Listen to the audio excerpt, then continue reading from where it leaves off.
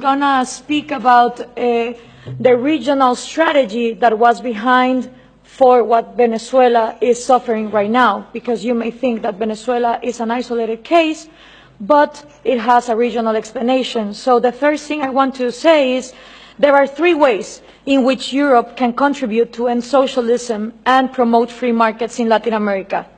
The first way, socialism is socialism, here in Mars, in Latin America, and in Asia.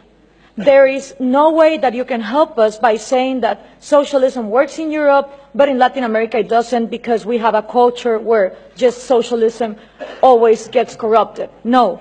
Socialism always leads to corruption, and first comes socialism and then corruption, because socialism gives absolute power. And what happens with absolute power? Well, absolute corruption. So what we need to understand is that socialism means the control of all the production by a small group in government.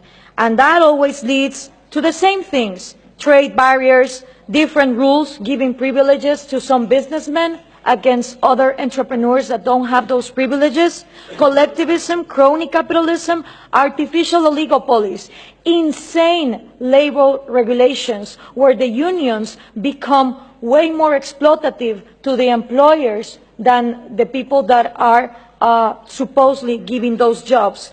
So we need to understand that instead of having the discussion of inequality about material goods, we need to start talking about equality under the law. If we are not all equal under the law, then the disasters of Venezuela happen. So what we need from Europe is that speech of understanding that socialism doesn't work. It didn't work in the Soviet Union, it didn't work in China, it didn't work in North Korea, it didn't work in Cuba, doesn't work in Venezuela, it wouldn't work in Mars. Because the way it is structured goes against human nature. It depends on humans not having rational behaviors for their own well-being. So that's the first thing. The second one that we need from Europe is the message that Scandinavia is not socialist. It is insane that these dictators like Hugo Chavez, Nicolás Maduro, Rafael Correa, Mujica, Lula da Silva, the Kirchners, they all portray Norway, Finland, Denmark, Sweden as the socialist paradise.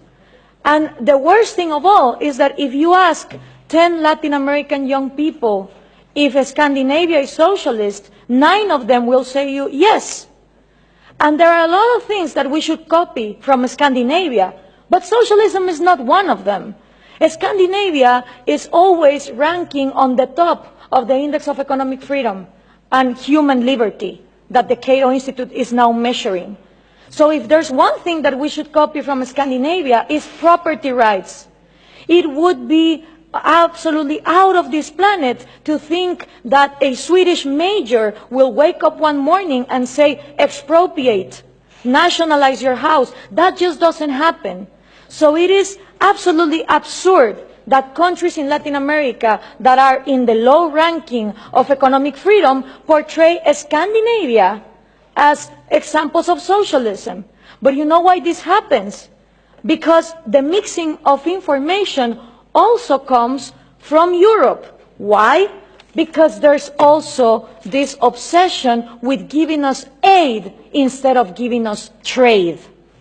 And the thing with foreign aid coming from Europe is that it finances the Marxist ideas, the NGOs that are against free market and that are against property rights. Let me give you an example. Most of people in Finland and Norway have no idea that their taxes they pay go to foreign aid for a Guatemalan NGO that is led by an indigenous Marxist leader, Bernardo Caal, who uses that money to be against hydroelectric power. Being Norway one of the countries #1 in hydroelectric power, where no one would think to close down a hydroelectric industry, they give tax-paying money to people in Guatemala that close down hydroelectric power. So if we are obsessed with this foreign aid given to Marxist leaders that are against property rights, free market, and the Western way of life, then we're not gonna be able to prosper.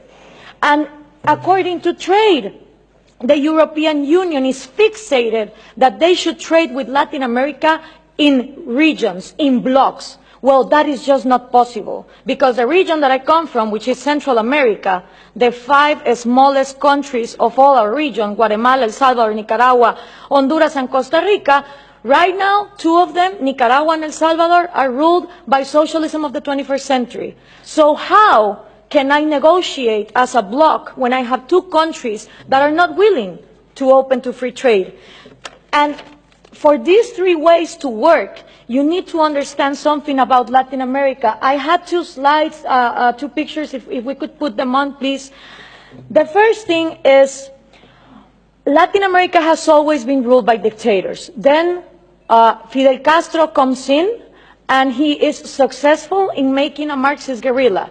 In the moment that Castro comes in and he makes a Marxist guerrilla, all the countries in Latin America start copying and pasting that model.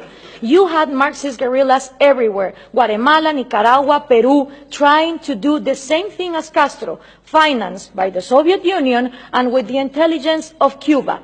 1989 comes, the Soviet Union collapses, and the left Marxist wing of Latin America, the socialist sectors, they are in trouble, because now they don't have the money of the Soviet Union to keep on going with these violent guerrillas, but they still want to come to power.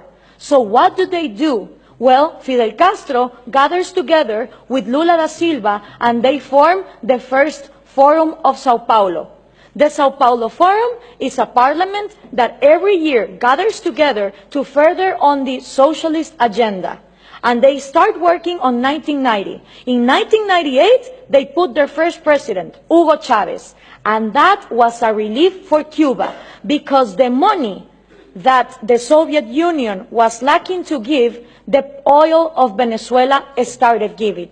And now that the oil prices are coming down, they are hoping for Colombia to advance on the agenda to give FARC, the Marxist guerrilla drug dealer of Latin America, places in power. If this happens, we're going to have the first narco-socialist government, which will mean that the money of drugs, it's infinite. It doesn't depend on the market like oil, and then you have another socialism of maybe the 22nd century. So what we need to understand is this regional strategy is not only put in place in Venezuela, it has been put in place and tested in Brazil, Argentina, Chile, Uruguay, Nicaragua, El Salvador. And the places where they haven't governed, they have people who are waiting to come to power. When we understand this, we also understand that when the Berlin Wall fell, and communism was a thing of the past, in Latin America, we voted for the so-called neoliberal governments, the right-wing presidents that were going to open the market. These people gathered together in the Washington Consensus, and they promised that they would give us free market. What did they do? They privatized everything. They privatized electricity, trains, radio stations, but they didn't liberalize them. They gave them as oligopolies and monopolies to their peers, and this created crony capitalism. But for most of the population, the one to blame was free market. I don't know if we can now put the picture, please. For the people, what is needed to be blamed is free market, when free market has never existed in Latin America. So it's always blaming the government, but expecting more government to come in and solve the problem, like this picture shows here. So what happened then? People started voting for socialism of the 21st century because they were going to, fix the mess that this crony capitalists did in the 90s. Venezuela was going to be the promised land. Caracas was going to be the New York City of Latin America. So what happened? All these people get in power, Chavez, Lula, Correa, Evo Morales, and instead of finishing with the privileges, the crony capitalism, the oligarchies, they become even worse. So why is this good news to us? Because people in Latin America don't know what to do. They tried with the right wing, and they think that too much of a free market failed, and then they tried for socialism of the 21st century, and it turns out that it didn't end poverty, it multiplied it.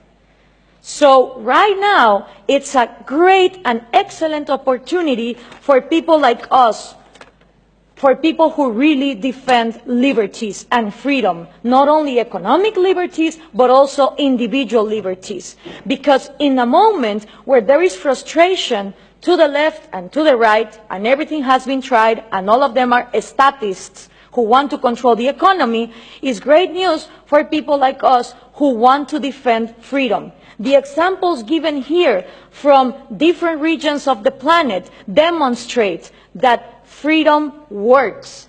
So what we need to input from Europe to Latin America is the right messages. Those messages include that Scandinavia is not socialist, that we need trade more than aid, and in order for institutions to follow up, it's not about material equality, it's about equality under the law and the rule of law. Thank you very much.